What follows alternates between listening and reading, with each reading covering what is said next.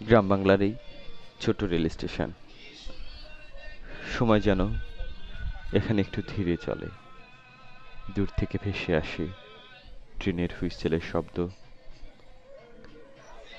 একটা আক্ষেপ, একটা অপেক্ষা, একটা আগমনের বার্তা।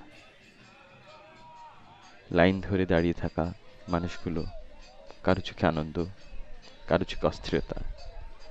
ঈদের ছুটি, বছরের সবচেয়ে প্রতীক্ষিত সময়।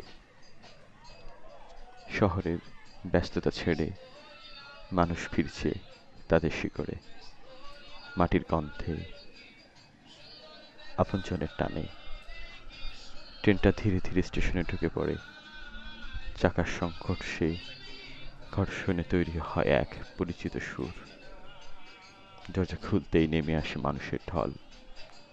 কারো হাতে ব্যাগ, কারো হাতে স্বপ্ন, কারো চোখে বহুদিন পর আপনজনকে দেখার উচ্ছ্বাস।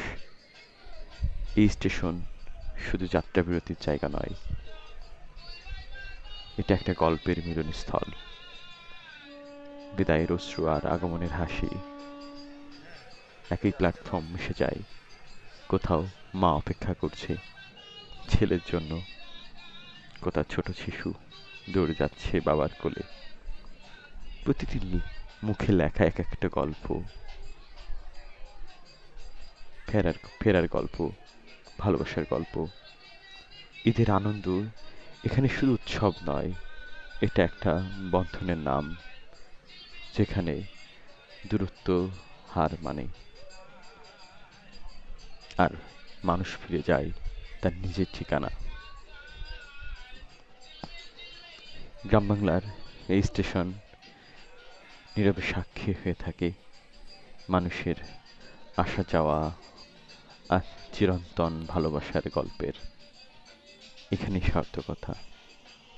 গ্রাম বাংলার একটি স্টেশন, এই স্টেশনের নাম মোবারকগঞ্জ। মোবারকগঞ্জ স্টেশন থেকে মানুষ তার গন্তব্যে পৌঁছাচ্ছে, গন্তব্যে ছেড়ে যাচ্ছে গ্রাম বাংলার এই ছোট্ট রেল স্টেশন।